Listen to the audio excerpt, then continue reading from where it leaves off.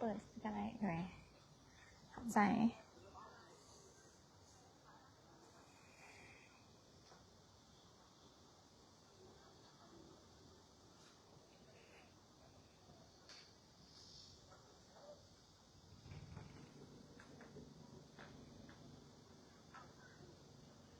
แพทลองแพนกล้องมึงก่อนเนาะ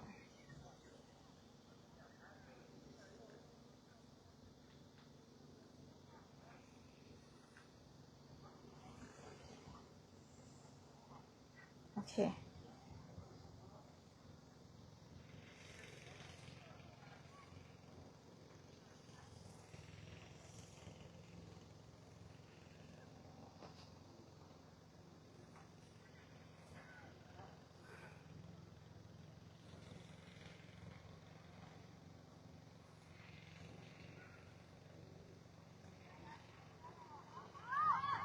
ทับนะคะตัวแทนจากสปป.ลาวเฮาผ่านเข้ามาในห้องนี้ได้ก็ย้อนแห่งเสียแห่งใจจากทางบ้านนะเจ้าจากทานผู้ชมทั่วประเทศทั้งในประเทศและต่างประเทศเลยเจ้าที่ส่งเข้ามายังหลวงหลายเลยเตะแล้วทุกครั้งเพิ่นจะออกมาถามนะว่าโอ้มีคนเข้ามาเบิ่งหลายบ่ฮู้ว่ามี1,000 คน 2,000 คนเพิ่นโอ้คนเบิ่งหลายเนาะดีใจเพิ่นก็จะดีใจเนาะตื่นเต้นทุกครั้งเนาะฮู้ว่ามีคนเบิ่งหลาย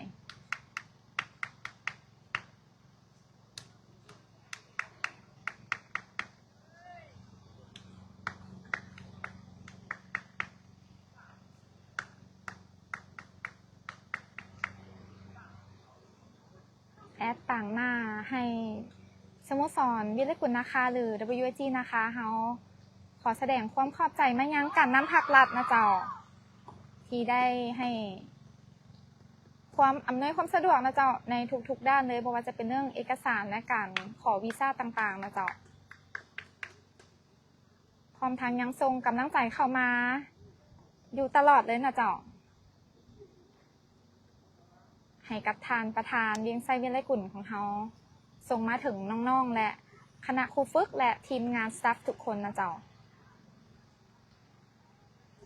การแข่งขันใกล้จะเริ่มขึ้นแล้วนะเจ้าตอนนี้ขอขอบใจเวกเตอร์ที่สนับสนุนเสื้อผ้ากีฬางามๆให้น้องได้ใส่เพื่อสร้างความมั่นใจในทุกการแข่งขันเจ้าขอขอบใจโวลตี้ที่สนับสนุนอีซิมให้พวกเขาได้ใช้อินเทอร์เน็ตนะเจ้าอีซิมของเขานี่ไทยเพื่อถ่ายทอดสดให้กับท่านผู้ชมทางบ้านได้เชียร์ได้ชมเป็นน้ำกันนะเจ้า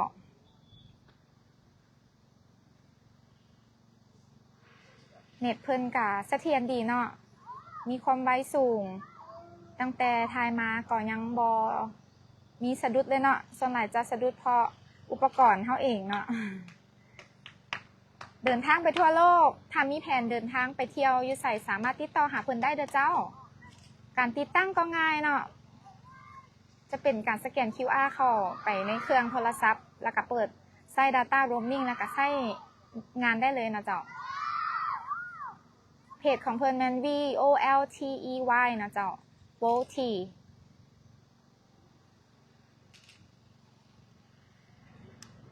ขอขอบใจเดินล้านสร้างสเตเดียมนะเจ้าที่ให้พวกน้องๆเขาทุกคนอายุเลยเนาะได้ฝึกซ้อมเพื่อก้าวเกี่ยมการแข่งขันด้วยดีตลอดมาเจ้า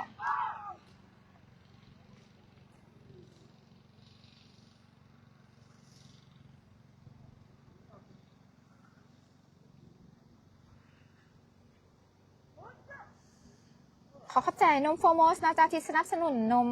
50 แก้วต่อเดือนให้กับน้องๆได้ดื่มหลังจากซ้อมแล้วมีแคลเซียมสูงเนาะสร้างพละกำลังให้น้องๆตั้งแต่ดื่มมาเนาะแอดกะสังเกตว่าน้องเฮานี่สูงขึ้นเนาะเจ้าพอว่าดื่มนมหลายดีต่อสุขภาพเนาะเยาวชนเฮาอายุซ้ำนี้เฮาก็ต้องได้ดื่มนมหลายๆเนาะเจ้า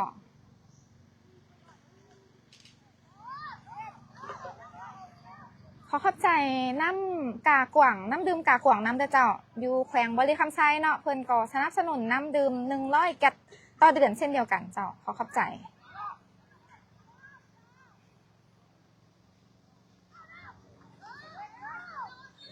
เกมได้เริ่มขึ้นแล้วนะเจ้าระหว่าง WIG นะคะกับ Evergrande ทีมจากสปอร์ตจีนอยู่ที่บอสอยู่ที่แบงค์Evergrandeยังได้อยู่เบอร์8ทรงคำอาจจะลองยิงเมืองเนาะแต่ออกหลังไป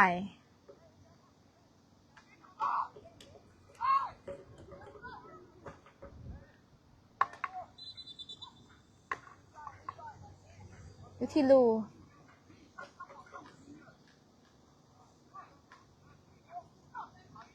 บอส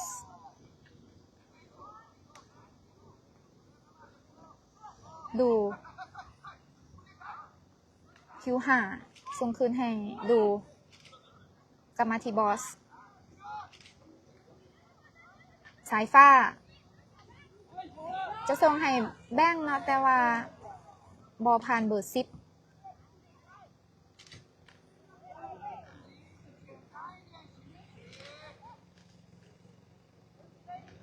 เบอร์4ส่งคืนให้เป้ก่อนเนาะดูส่งให้คิวหาทันบอเอเวอร์แกนได้บานเนาะออกข้างไป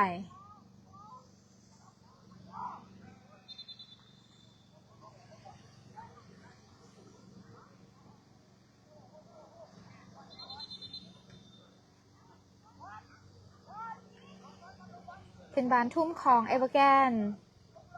โยนเข้ามายังบ่พันกล่องหลังเฮา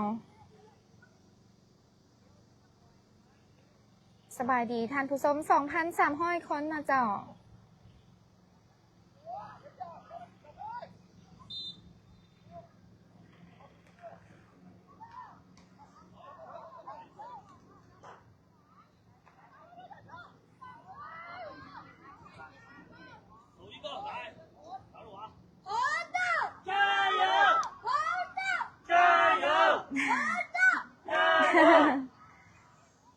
เป็นบานเต็มมุมของเอเวอร์แกน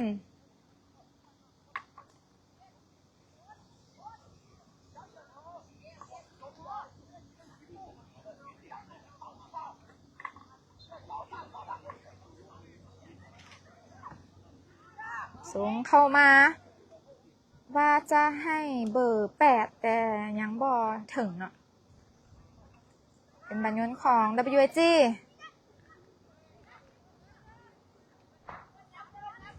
สายฟ้าเนาะยนต์เข้าไปใหม่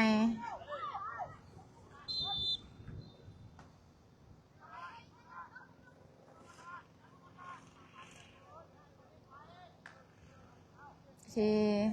เบอร์7ส่งคำไปให้เบอร์9โทนทันบ่เนาะยังเนาะ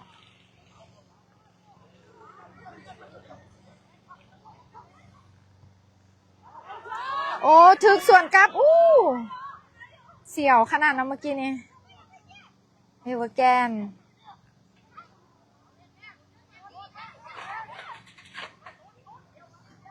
ที่โทนทรงให้อนุซั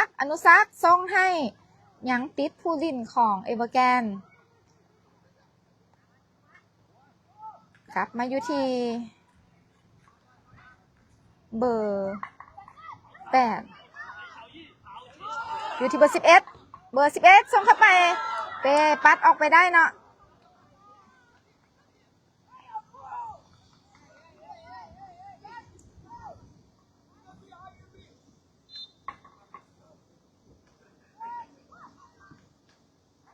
สายฟ้าส่งให้แบงค์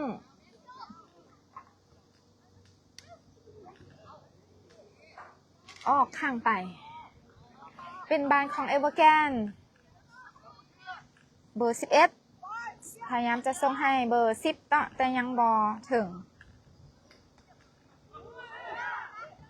สายฟ้ายังบ่มีไผเนาะบุกนักตั้งแต่ต้นเลยเนาะสำหรับเอเวอร์แกน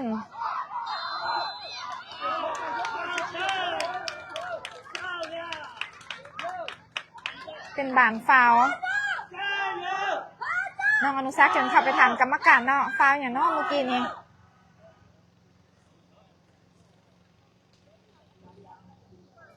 โอ้ my god เป็นบานฟรีคิกอีกเนาะในการยิงจุดโทษของเอเวอร์แกน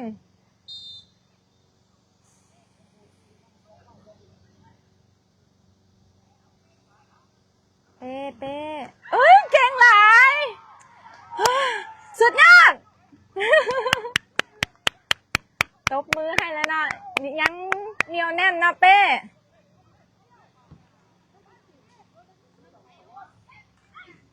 สายฟ้าส่วนคืนมาจะมีจังหวะหรือบอถึงเอเวอร์แกนสกัดออกไปสกอร์ตอนนี้อยู่ที่0-0นะเจ้า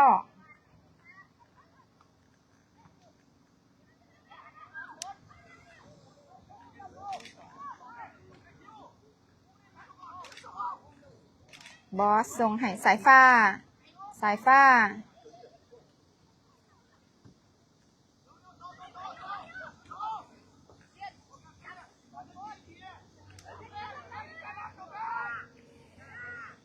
อยู่ที่บอสโยนเข้าไปให้โทน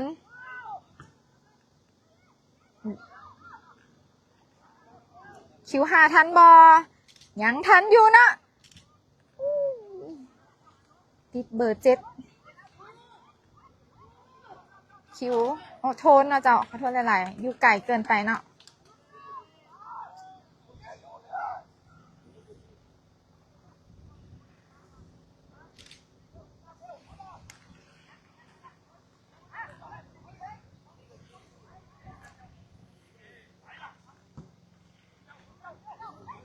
อยู่ที่อนุสักษ์ยังบอผ่านเอเวอร์แกน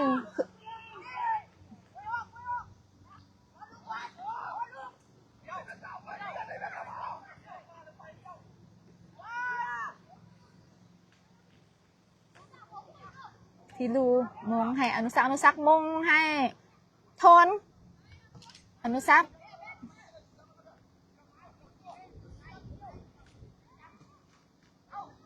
ที่เบอร์8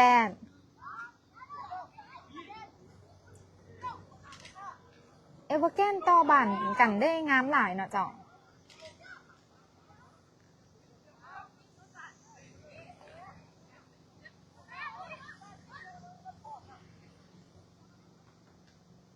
ถ้าเทียบกับเมื่อวานข้าเจ้าก็มีการแก้เกมเช่นเดียวกันเนาะ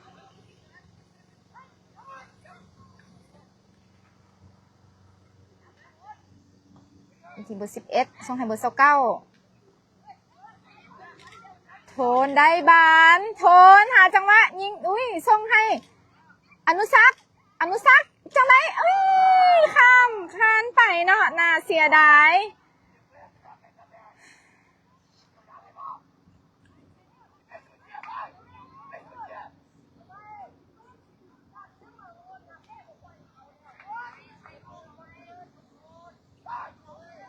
เมื่อกี้นี้เป้หักจุดโทษได้ถือว่าเป็น MVP ของนัดนี้เลยเนาะ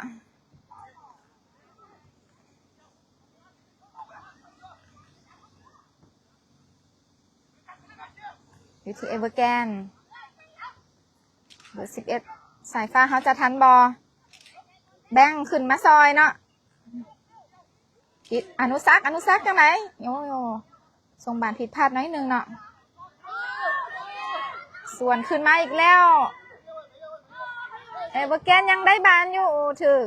สายฟ้าสกัดออกไข่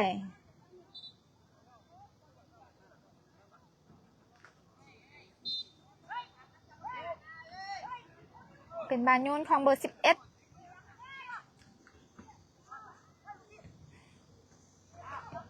ยังติดเอเวอร์แกนอุ้ยใครแน่นอนเมื่อกี้นี่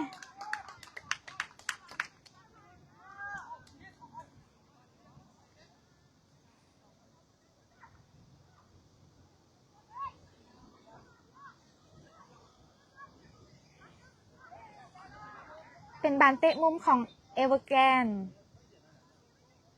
ตัวเต็งจากสปอร์จีน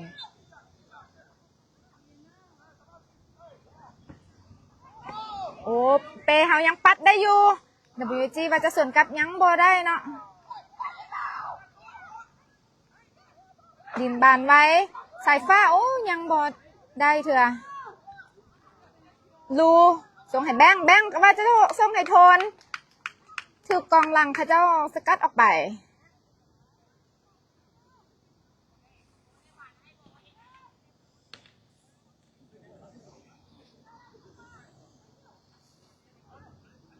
อนุสักเราจะส่งมาให้สายฟ้าแต่ยังติดเอเวอร์แกนสวนกลับมาอีกแล้วเบอร์10ล้มเองเนาะอันนั้น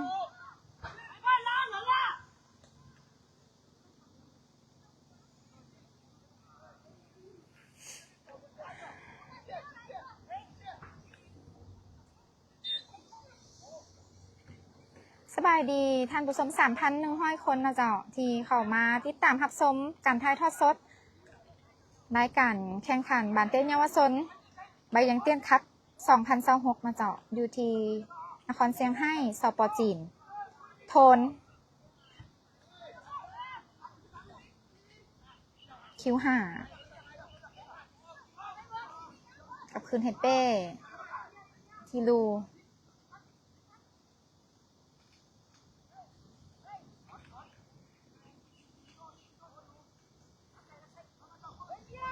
บอสแบงโอ้ย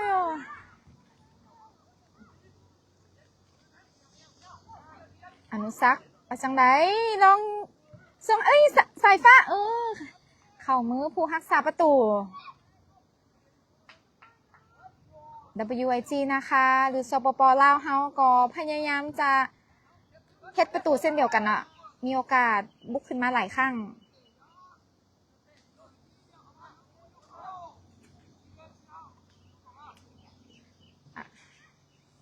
แดดเริ่มไล่แล้วนะเจ้าอากาศร้อนหลายเดียวถูกดับไปเนาะ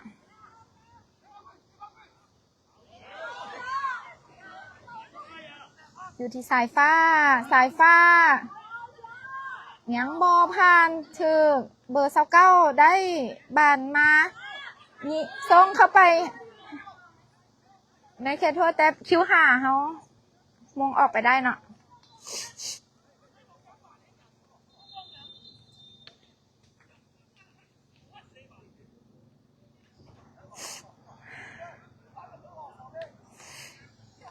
กรรมการให้พักดื่มน้ำแอดต่อจะพักดื่มน้ำคือกันเนาะอุ๊บ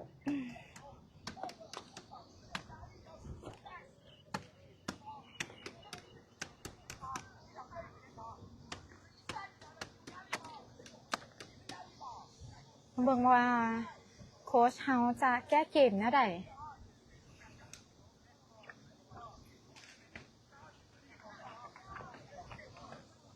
โค้ชใหญ่เฮาออกมาคุ้มเองแล้วเนาะ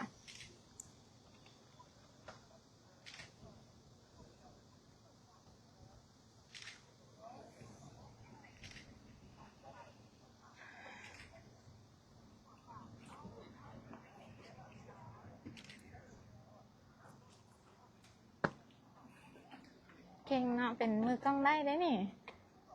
คิมมือนี้แอดมีผู้ช่วยเนาะเอื้อยของน้องฮารี่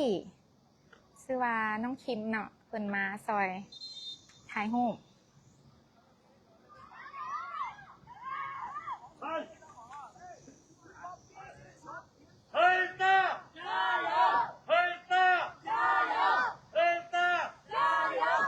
สกอร์ตอนนี้เสมอกันไปที่0-0เจ้า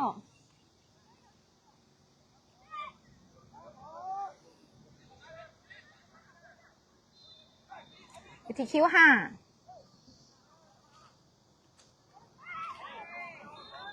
เอ้าต่ำกันนะน้องเมื่อกี้นี้เจ้า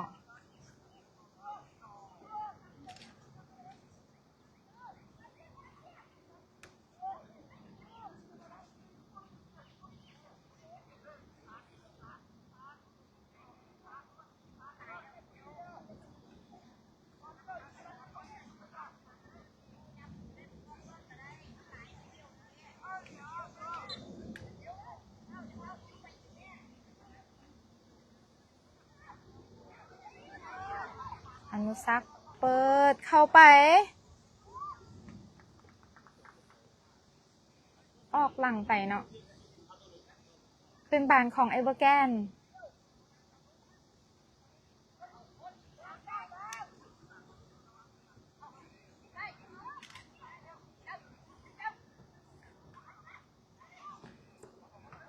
โอ้งามหลายเนาะ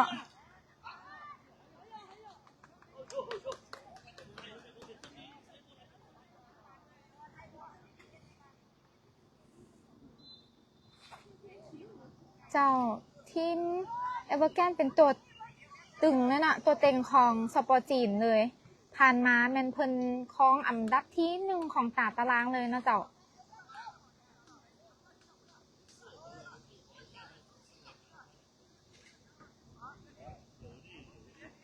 ตั้งแต่แข่งมาเพิ่นมีแต่ชนะและก่อ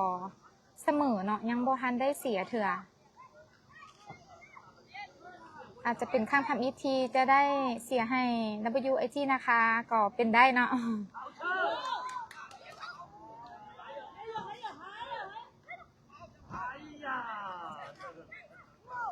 ที่เบอร์11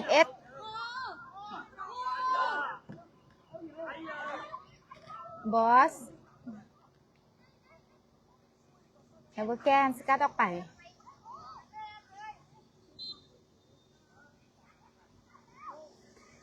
คิวหาส่งให้แบ่งกลับมาทีดูส่งให้สายฟ้าเขาจะสปีดขึ้นไปได้บ่ยังได้อยู่น่าเสียดายเนาะดูตั้งใหม่เปลี่ยนให้แบ่งส่งให้โทนมาทีคิวหาโทนยังบ่มีไผ่อยู่หน้าประตูเธอเนาะ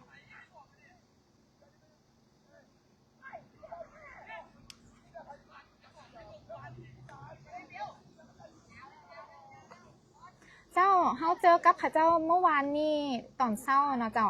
เสมอกันไปที่1-1ต่างฝ่ายต่างมีโอกาสเนาะตอนนี้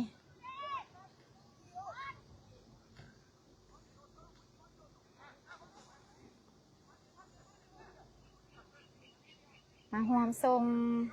แห่งเสียแห่งใจเนาะเจ้าเพื่อทรงให้น้องๆมีกำลังใจและเอาชนะทีมเอเวอร์แกนให้ได้นะเจ้า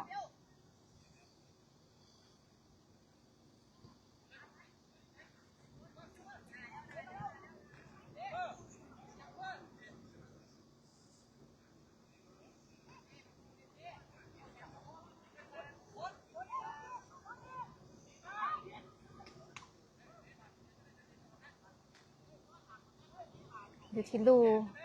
คืนให้เป้บอสดูว่าจะส่งให้โทนสิบค่ำไปคิวหายังบอได้เทือเนาะ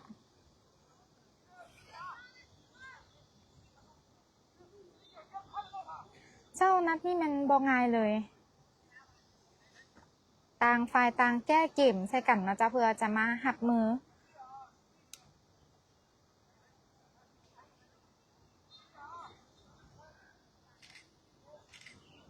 สายฟ้าโยนเข้ามาว่าจะให้โทนเบอร์9บังไว้ได้เนาะ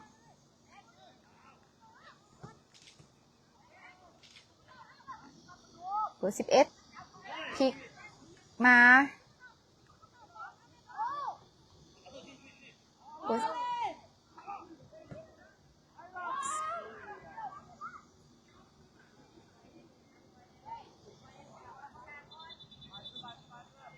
โค้ชเสือเขาบอกน้องๆนะใจเย็นๆนะใจเย็นๆ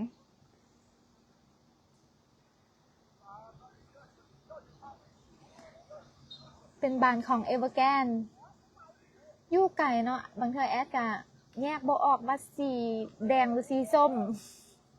ต้องขอโทษขออภัยด้วยเจ้าจะพยายามพากให้ได้ดีขึ้นกว่าเก่าสามารถแนะนำเข้ามาได้เด้อ หลังจากแล้วแอดจะมาเบิ่งคอมเมนต์อีกเทื่อนึงเนาะตอนนี้อาจจะอ่านบ่ทวงบ่ทันนะเจ้าเพราะว่าโฟกัสกับการถ่ายเป้ส่งให้ดูมาทีคิวห่าเปลี่ยนให้แบงว่าจะส่งให้อนุสักเนาะแต่ยังติดผู้ลินของเอเวอร์แกนส่วนกับมายังบ่พันกองหลังเฮา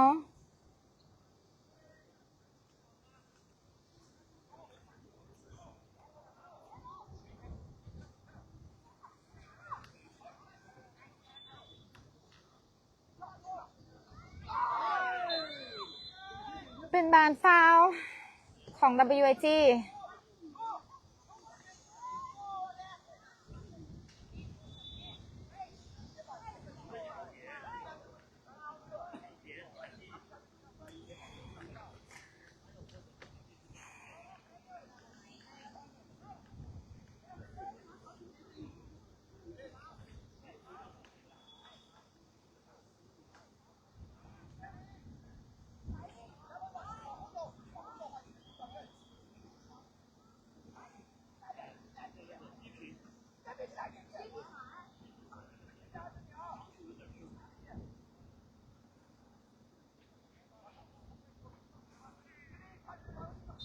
เอเวอร์แกนเราจะลองยิงมึงเนาะแต่ออกหลังไปเป้ส่งมาให้สายฟ้าให้โทน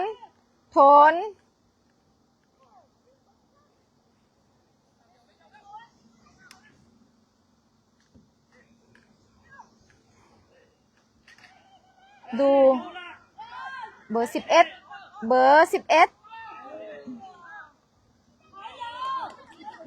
ยังได้อยู่คืนให้มูโอ้อันตรายหลาย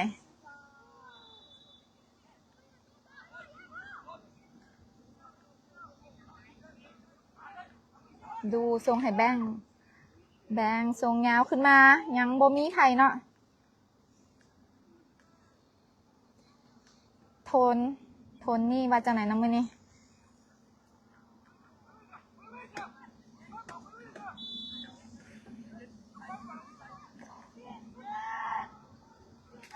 อนุสักเบอร์9บังออกไป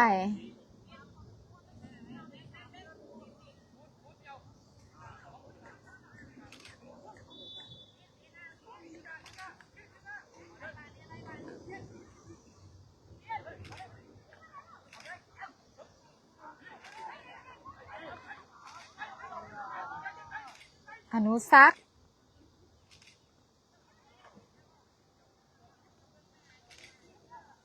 คิวห่า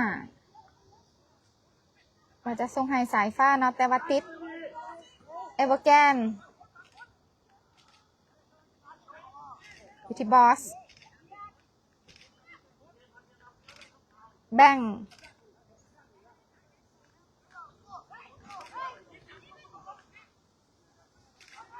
ที่ดูน้องๆเขาก่อกำลังหาจังหวะอยู่เนาะเจ้าเพราะว่าเพิ่นก็ถือว่าลงมาต้านหลายเติบบ่อยากเสียประตูเนาะเจ้า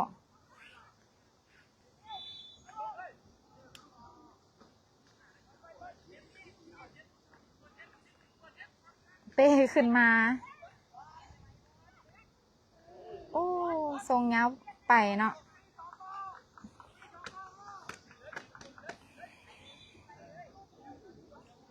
เป็นบานของเอเวอร์แกน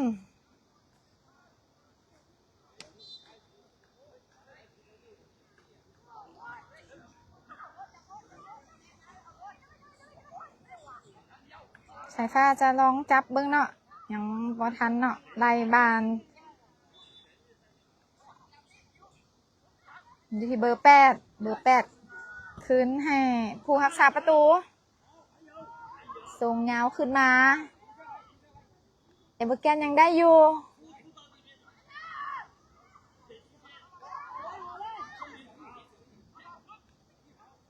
เ เอเวอร์แกนมื้อนี้ถือว่าต่อบานได้ดีเลยนะเจ้าเบอร์11แบ่งยังโอ้เป็นบานฟาวไปเนาะของ WAG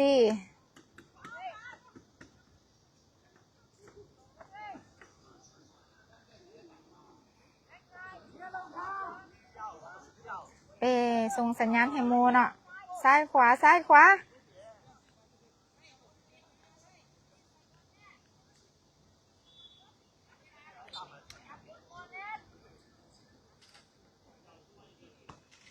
แกนเปิดเข้าไป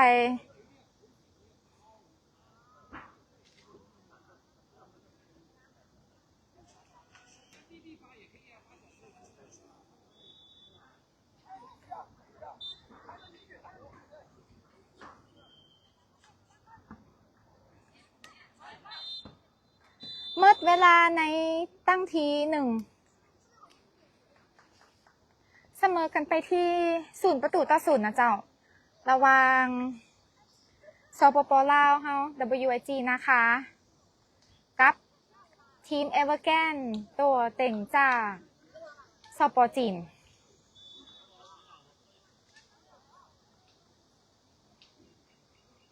ฮอบฮองชนะเลิศนี่ถือว่าบ่ง่ายเลยนะเจ้า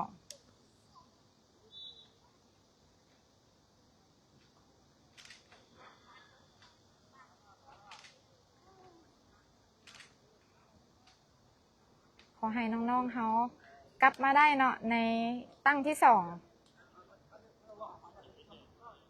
ตั้งทำอิฐอาจจะเบิ่งการลิ้นก่อนเนาะว่าจะไปในทิศทางใดโค้ชเขาต้องแก้เกมได้อยู่แล้วเนาะ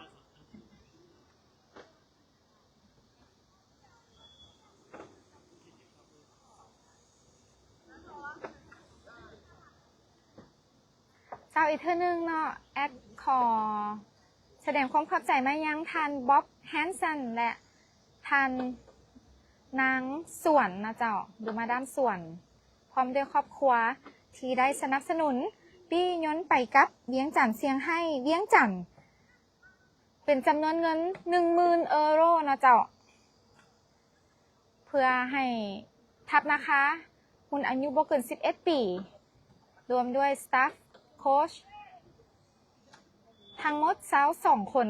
เพื่อมาแข่งขันในรายการครั้งนี้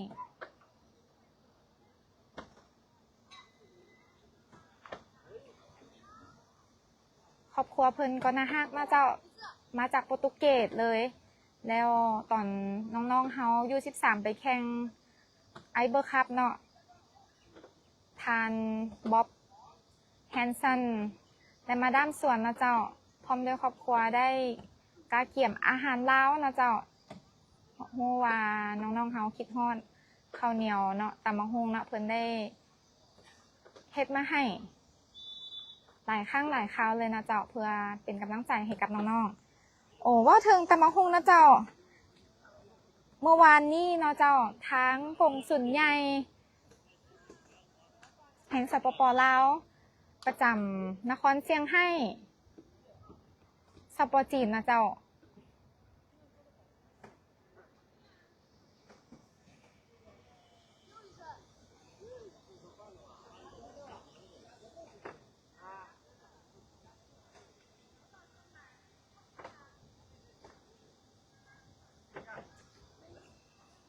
ทานนางวิดาวรแก้วบุญคงกงสุลใหญ่แห่งสปป.ลาวประจำนครเชียงให้นะเจ้าสาธารณรัฐประชาชนจีนพร้อมด้วยคณะเจ้าเพิ่นได้กาเกี่ยมข้าวเหนียวปิ้งไก่ตำบักหุ่งนะเจ้าในนั้นก็มีทอดดุกข้างน้ำเนาะได้ให้มาให้น้องๆได้กินเมื่อวานนี้นะเจ้าพากันกินหลายเลยเนาะเพราะว่าเป็นของมากเพิ่นเมื่อเป็นถาดเลยนะเจ้าได้กินข้าวเหนียวบ้านเฮาและมันมีแห้งขึ้นมาทันทีเนาะนะคะเฮา สมกับว่าเป็นลูกหลานท่านข้าวเหนียวอีหลีนะเจ้า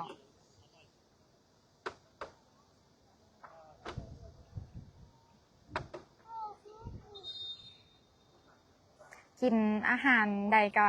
บ่สู่อาหารลาวเนาะโรงแรมจะมีบุฟเฟ่ให้ตลอดนะเจ้าแต่ว่าน้องๆก็ยังคิดหาตำบักหุ่งข้าวเหนียวปิ้งไก่คือเก่านะเจ้า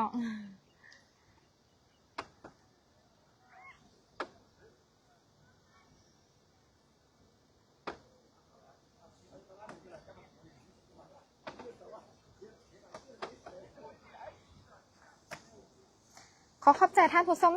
2,400 คนนะเจ้าที่ได้เข้ามาติดตามรับชมการถ่ายทอดสด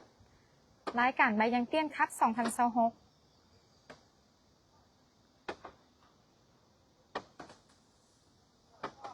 ทุกท่านสามารถสนับสนุนพวกน้องๆด้วยการซื้อสติกเกอร์นะเจ้าเพียงแต่อันละ10,000 กีบ1เซต50,000 กีบจะมี5 อันนะเจ้าหรือเสื้อผ้ากีฬางามๆเกียรติเดียวกันกับนักกีฬาเลยเพียงแต่250,000 กีบเพื่อสนับสนุนน้องนะเจ้าให้เพื่อต่อยอดให้ได้ไปแข่งขันในทุกๆรายการนะเจ้า WAG ได้เปลี่ยนโตเอาน้องโคฟี่ขึ้นมาเนาะเข้ามาเนาะเจ้าขอโทษหลาย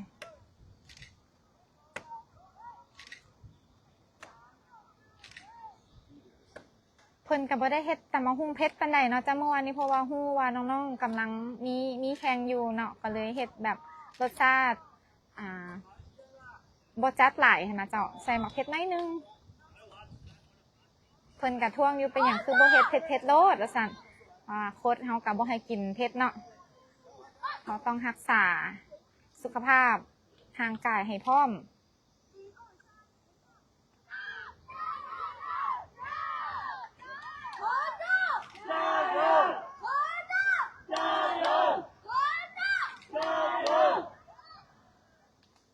คิมบ่ห้อง WAG บ่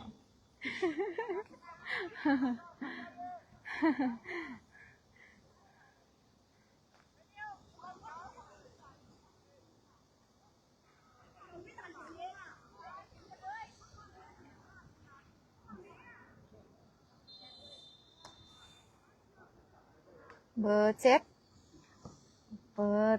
โอ้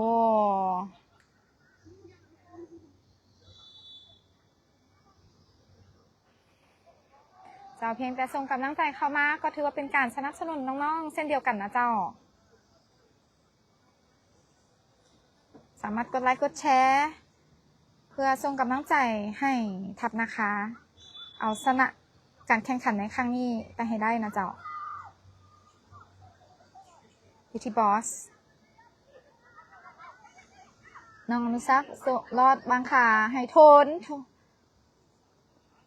สายฟ้านะเจ้าเบิ่งบ่ค่อยเห็นปานใดขอโทษหลายๆที่5โทนอนุสักยังโทนได้บานคืนมาเนาะส่งคำให้สายฟ้าว่าจะ1-2กับโคฟี่บอส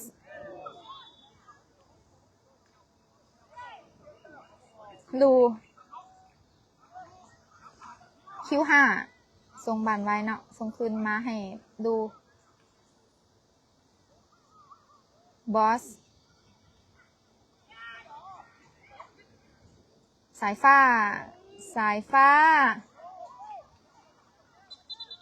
เป็นบานของไทยเนาะเป็นบานของเอเวอร์แกน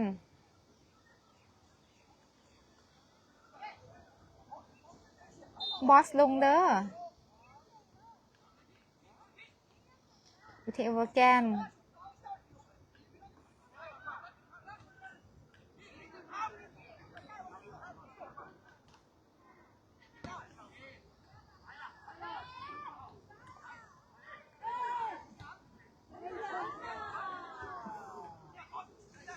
ของเสียเพื่อนห้องแบบเสียดายเนาะโทนส่งบานผิดพลาดเนาะ ล่มไปแล้วเอเวอร์แกน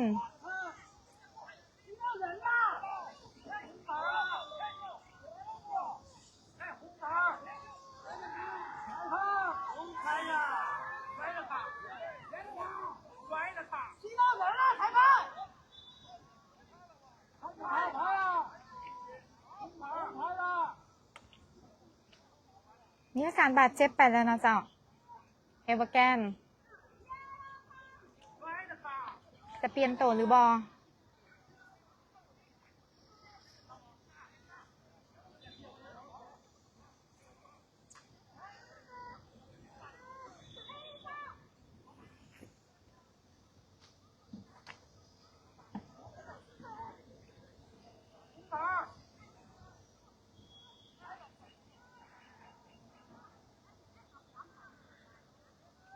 ถ้าเข้ามาทั้งเพจอาจจะตอบซ่านิดนึงนะเจ้าเพราะว่า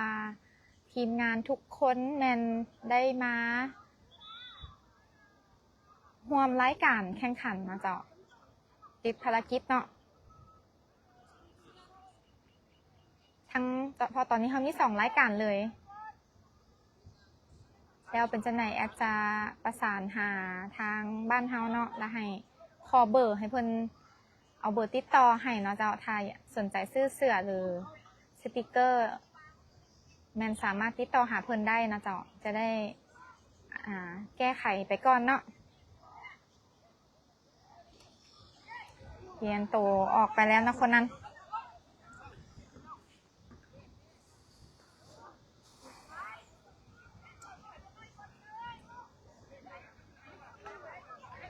อยู่ที่น้องนุซัก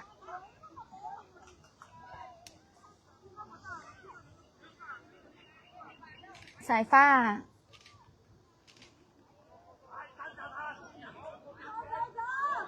เบอร์29นี่โตน้อยแต่ไวเนาะ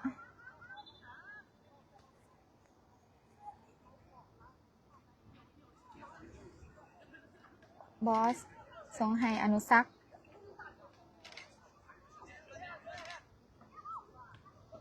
ให้โคฟี่จิสายฟ้าชื่อเอเวอร์แกนสกัดออกไป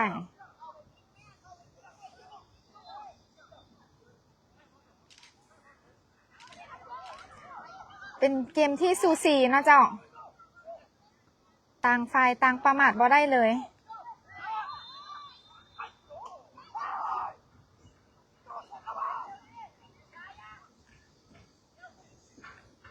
อุ้ยอันตรายหลาย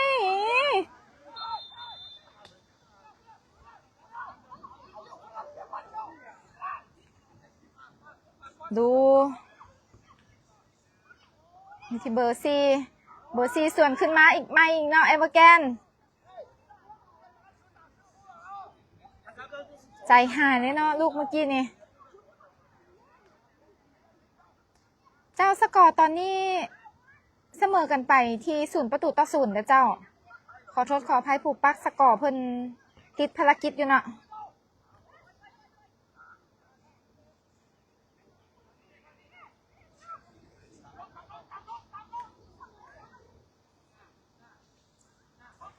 สายฟ้าส่งข้ามมาให้คิวหาคืนให้บอส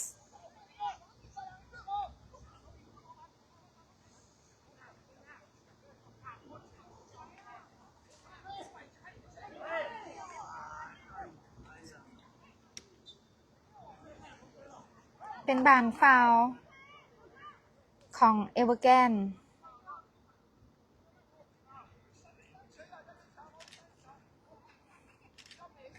สกอร์ตอนนี้เสมอกันไปที่0-0เจ้า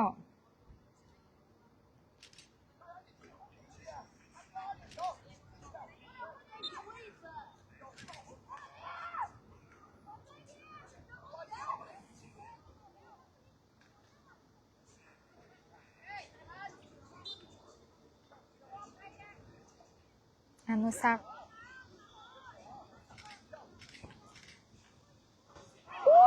จังค่ะบอสคิวห้าน่าเสียดายเนาะถ้ามีคนซ้ำเมื่อกี้นี้แม่นเป็นประตูเลยเนาะเพราะว่าอนุซักส่งเขามาให้งามหลาย เป็นบานเต็มมุมของเอเวอร์แกนโตเต็งจากสปจีนผ่านมาเพิ่นแม่นของอันดับหนึ่งของตารางมาตลอดเลยนะเจ้าการจะกินเอเวอร์แกนแม่นบ่ง่ายเพราะเพิ่นยังบ่ได้เสียไผเลย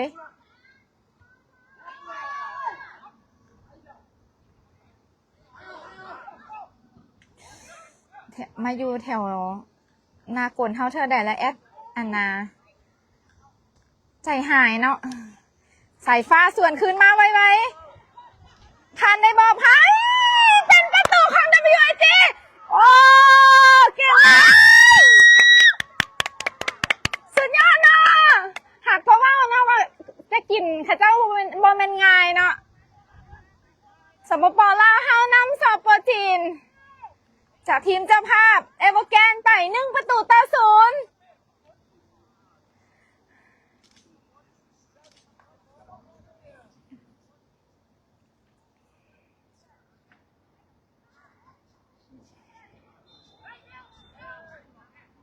ขอให้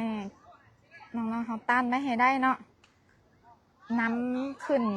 1-0แล้วแต่ก็ยังประมาทบ่ได้เลย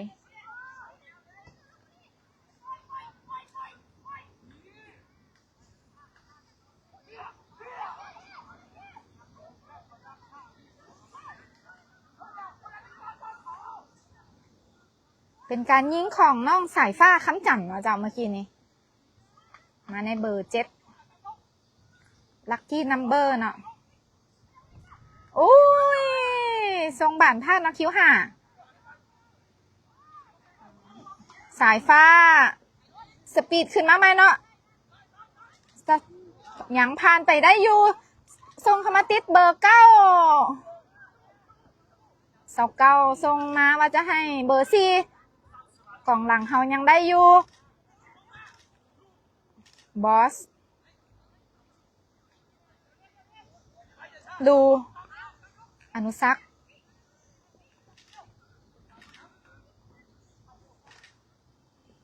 อยู่ที่น้องสายฟ้า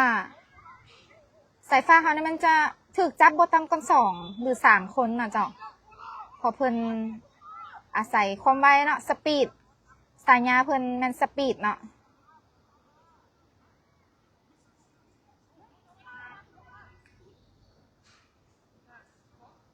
สายฟ้ายังบ่ผ่านเบอร์7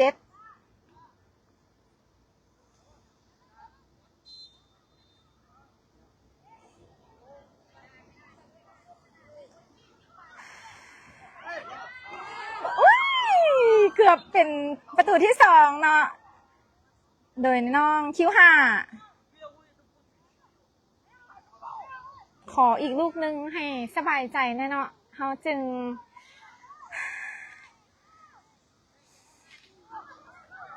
หายใจลง ตอนนี้ยังรุ่นจนสั้นแล้วเนาะตอนนี้แอดก็ได้อนุสักลงเข้ามาโอ้ติดขอบประตูที่เบอร์9ทรงข้ามไป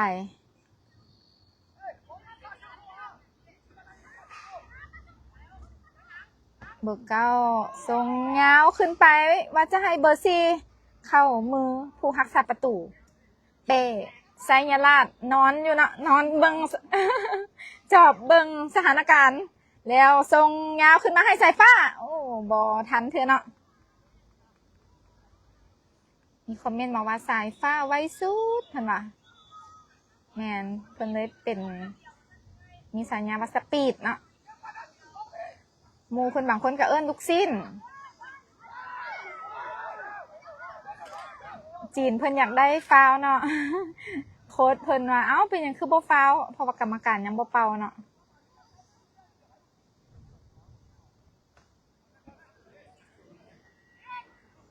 ดู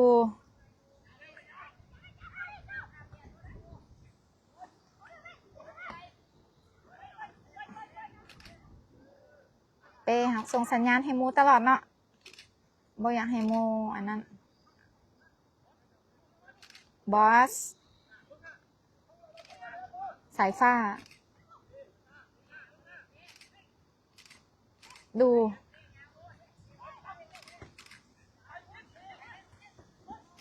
โทนจะพลิกได้บ่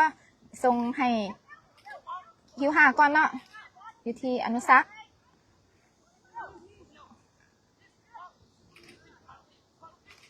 ตังนี่ WG นะคะเฮาได้คล้องบ้านหลายกว่าเนาะเขามือผู้รักษาประตู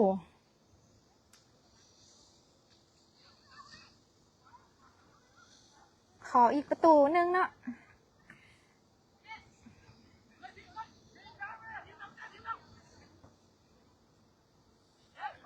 ที่สายฟ้าโทน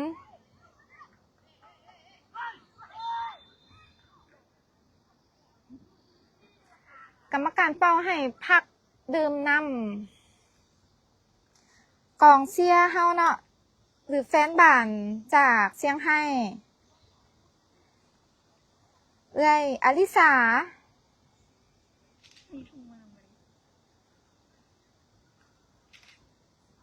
นั่นแหละทุงเพิ่นเอาไว้ใส่เนาะวันนี้เรามีทุงมานำเกาะอยู่เสือเราอ๋อแมนมีทุงอยู่ทั้งเสื้อเพิ่นเนาะพร้อมด้วยสามีเนาะเจ้าเพิ่นมานำเพื่อมาเชียร์ติดขอบสนามในทุกนัดเลยเนาะบ่พลาดเลยเมื่อวานนี้เพิ่นก็ได้ก้าเกี่ยมอาหารมาให้น้องๆเส้นเดียวกันเนาะกินแล้วให้มีแห้งเพิ่นว่า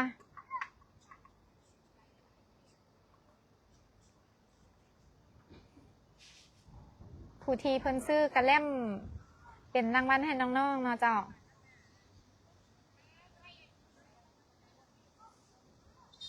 เพิ่นกันยังเว้าอีกว่าหลังจากU11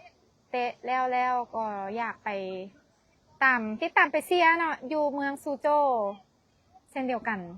ต้องขอขอบใจน้ำใจเพิ่นพร้อมด้วยสามีเนาะหลายๆเพราะเพิ่นเองก็เป็นเท่ากับเป็นตัวแทนกองเชียร์ของสปป.ลาวเฮานะเจ้า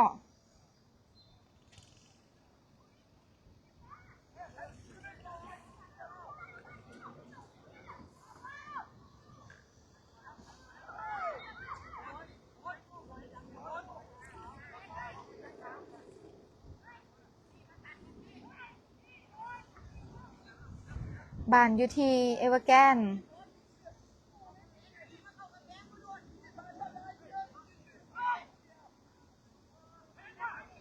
โค้ชต้องซีบอกน้องๆแน่เนาะว่าควรอยู่บอลใดอันใดเพราะว่า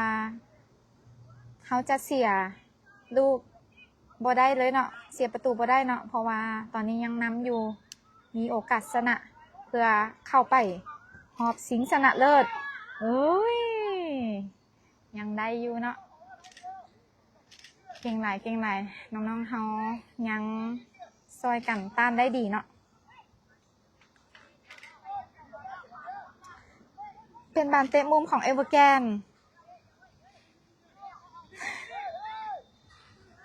เริ่มเดือดแล้วเนาะอยู่ในสนาม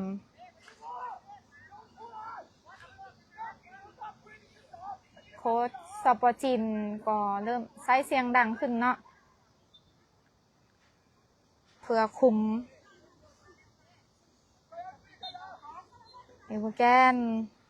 เตะเข้าไปออกหลังไปเนาะ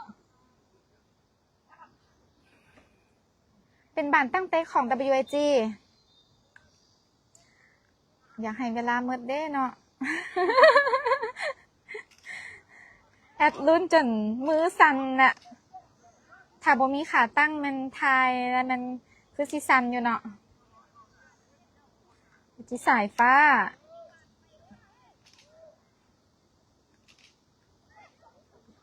เห็นบานของเอเวอร์แกนเห็นมาที่แดนกลางให้เบอร์เก้าบอสเฮายังได้อยู่สายฟ้าส่งให้ลูเข้ามือผู้รักษาประตู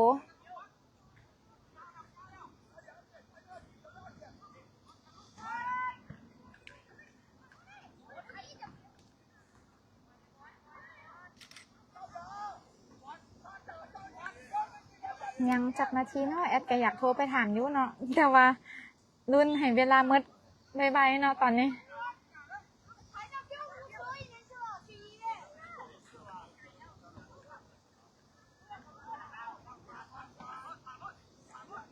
ดูสายฟ้าดูอนุสักษ์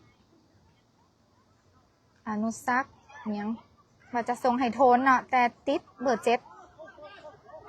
11ส่งขึ้นให้เบอร์7เป็นบานฟ้าวของ WAG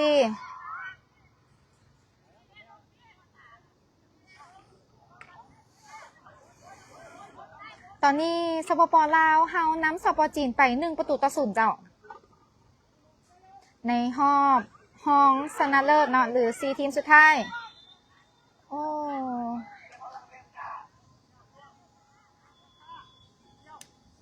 เป็นบานฟ้าของเอเวอร์แกนมาเบิ่งว่าอนุสักษ์จะส่งบานเข้าไปให้โมซ้ำได้หรือบ่เนาะขอขอบใจท่านผู้ชม 3,700 คนนะเจ้าที่ให้การรับชมการถ่ายทอดสดรอบห้องเนาะรอบห้องชนะเลิศหรือเซมิไฟแนลในครั้งนี้อนุสักษ์ส่งเข้าไป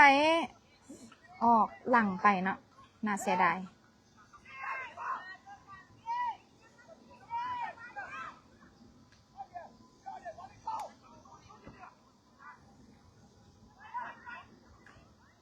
โอ้เบอร์29ส่งให้เบอร์11คืนให้เบอร์7อย่าฟาวเด้อลูกเอ้ยอยู่ที่เบอร์8ส่งเข้ามากะใครแน่เนาะถึกน้องสายฟ้าสกัดออกมาได้เนาะ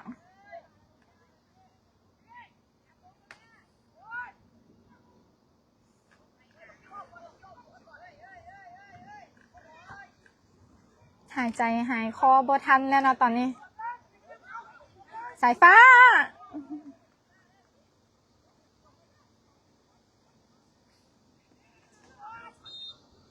เป็นบานโยนของ WG โดยน้องสายฟ้าเบอร์7โมงออกมาให้โมอุ้ยใครเนี่ยยังบ่เป่าเนาะกรรมการยังบ่เป่า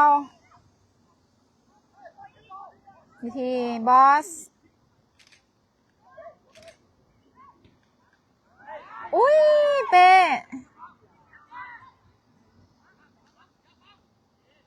เข่ามือผู้หักษาประตูของเฮาเนาะ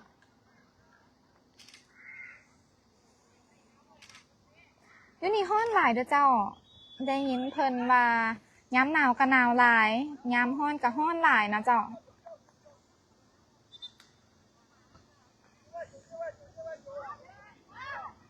เฮาต้องได้ระวังอุปกรณ์ของเฮาตลอดนะจ๊ะเพราะอากาศร้อนหลายอุณหภูมิขึ้นสูงกว่าจะเฮ็ดให้โทรศัพท์ดับไปเลยเนาะ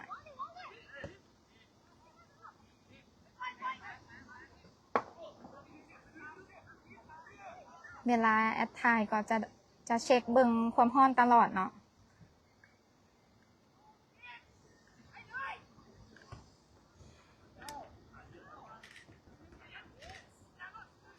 1-1กับเบอร์11เนาะสายฟ้ายังติดผู้เล่นของเอเวอร์แกนสายฟ้าถือเบอร์12สกัดออกไป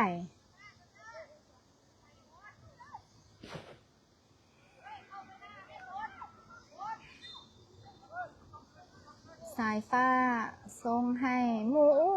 มงเข้าไปค่อยเกินไปเนาะโทนเข้ามือผู้รักษาประตูเลยอนุสักษ์โค้ชต้องเฮาบอกน้องๆเนาะให้ยืนอยู่ตำแหน่งเนาะดินตามแผนเพิ่นแม่นชนะแน่นอนเนาะเพิ่นว่า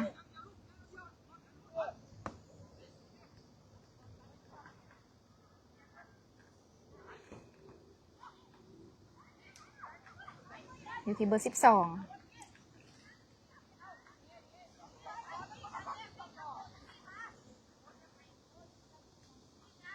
เอเวอร์แกนโยนเข้ามาเป้ขึ้นให้บอสวิธีอนุซักส่งให้โทนข้ามมาลู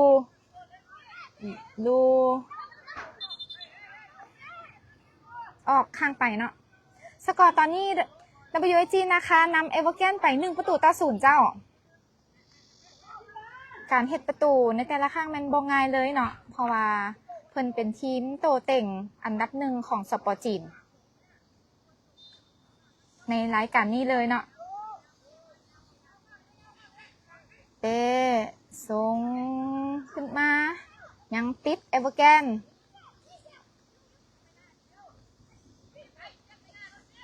ฟี่ว่าจะส่งเข้าไปให้โทนเนาะแต่ยังติดเบอร์4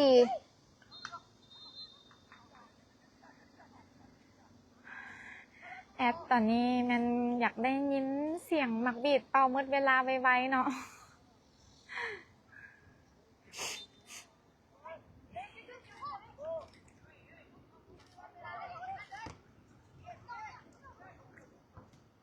แอดคิดว่า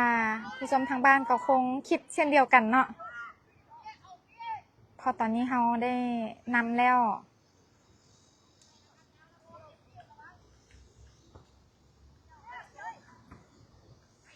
ถ้าชนะแม่นจะได้ไปพบกับทีมเจ้าภาพอย่างผู้เนาะอย่างผู้แม่นไปท่าแล้วเพิ่นได้เอาชนะทีม11จากบาซ่าไปด้วยการยิงจุดโทษเนาะเมื่อกี้นี้เกมกีฬาอันใดก็เกิดขึ้นได้เนาะทำอิฐบาซ่าก็แม่นติดอันดับ1 กับ 2มาโดยตลอดเช่นเดียวกันแต่ไต่เสียให้กับอย่างผู้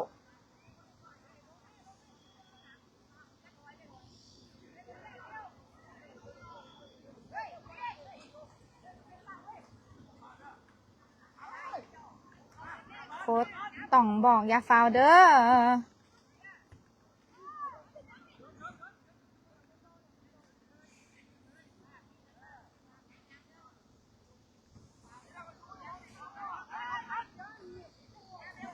อนุซัก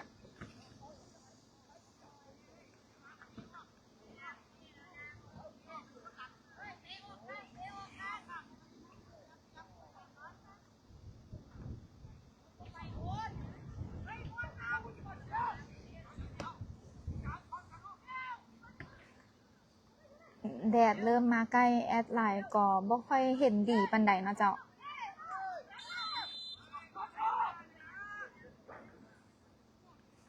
เป็นบ้านของเอเวอร์แกนเบอร์30อยู่ที่เบอร์12เบอร์4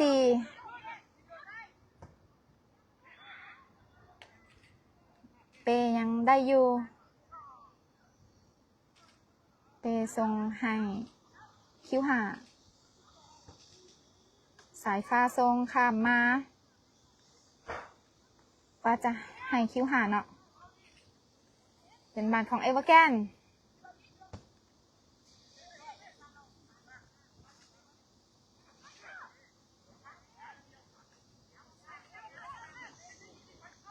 สกอร์ตอนนี้สปป.ลาวเฮานำสปป.จีนไป1-0เจ้า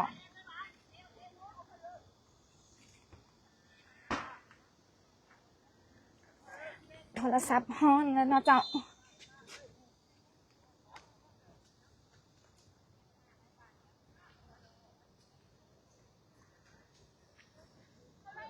WSG มีการเปลี่ยนโตเอาแหลมเข้ามาหรือแลมโบเนาะ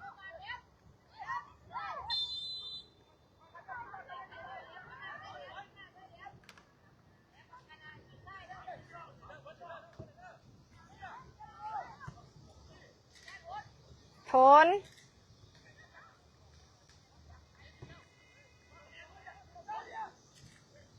อยู่ที่บอสสกัดออกไปก่อนเนาะพอเอเวอร์แกนพยายามบุกนักคือกันเนาะ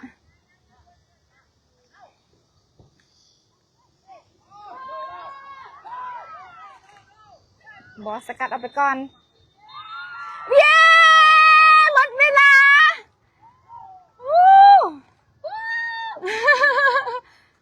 หมดเว WIG นะคะ ตัวแทนจากสปป.ลาวเอาชนะทีมตัวเต็งอันดับหนึ่งของสปป.จีนเอเวอร์แกนไปที่1-0เฮ็ดให้สามารถผ่านเข้ารอบชิงชนะเลิศไปได้นะเจ้าสุดยอดเนาะสมเสยน้องๆเฮาทุกคนเก่งหลายเพราะว่าผ่านมาทีมเอเวอร์แกนเนาะบ่เคยเสียให้ไผเลยผ่านมาเตะ9 นัดเพิ่นเอาชนะบ่ต่ำกว่า7 นัดเนาะเสมอ2 นัดเสมอกับเฮาเทื่อนึงแล้วก็บ่แน่ใจว่าเสมอกับทีมใดนะเจ้าส่วนเฮา9 นัดผ่านมาชนะ6เสมอ1โอ้ชนะ7บ่เจ้าชนะ7เสมอ1เสีย1นะเจ้าโดยได้มาพบกันอีกในรอบรองชนะเลิศเฮ็ดให้ตอนนี้เนาะผลงานของน้องๆเฮาถือว่าสร้างผลงานได้ดีและเชื่อว่าจะเป็นข่าวใหญ่ในมื้อนี้เช่นเดียวกันเนาะเพราะได้เอาชนะทีมโตเต็งอันดับ1ของสปป.จีนไปได้นะเจ้าเพิ่นยังบ่เคยเสียไผเลยแต่เพิ่นมาเสียให้กับทีม WIG นะคะตัวแทนจากสปป.ลาวสมเชยเนาะและแอดก็ภูมิใจและประทับใจในผลงานของน้องๆเนาะซึ่งในตอนแรงแอดฝากให้ทุกท่านมาชมมาเชียร์เนาะอีกนัดสำคัญนัดหนึ่งซึ่งเป็นรอบชิงชนะเลิศระหว่าง WIG นะคะจะได้พบกับทีมหยางผู้เพิ่นเป็นเจ้าภาพเช่นเดียวกันนะเจ้าก่อนหน้านั้นเขาได้พบกับหยางผู้มาแล้วได้เอาชนะไปแต่เขาก็ประมาทบ่ได้นะเจ้าเพราะว่าก่อนหน้านั้นเพิ่นเตะกับบาซ่าเนาะทีมจาก11เพิ่นก็สามารถเอาชนะจุดโทษไปได้เนาะเมื่อกี้นี้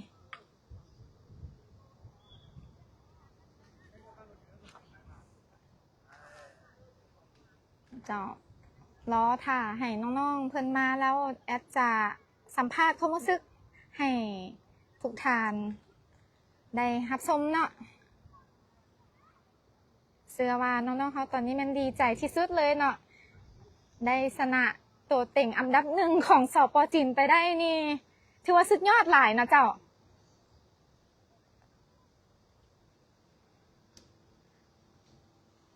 ได้ย้ำเตือนให้สปป.จีนเนาะและทีมนานาชาติจากทั่วโลกเขาได้ฮู้ถึงความสามารถของเด็กน้อยลาวหรือเยาวชนลาวเขาไปอีกระดับหนึ่งนะเจ้า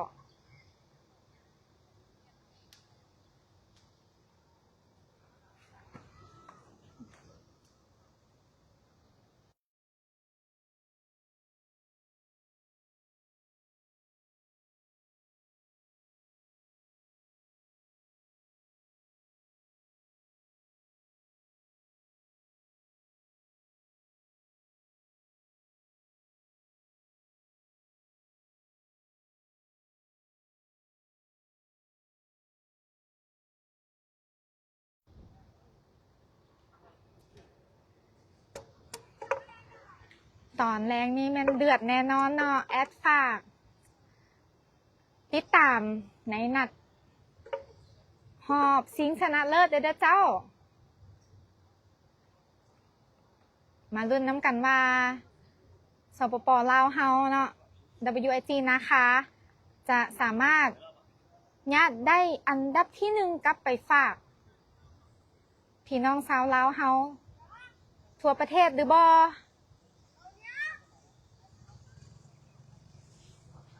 ซึ่งการได้เข้ามา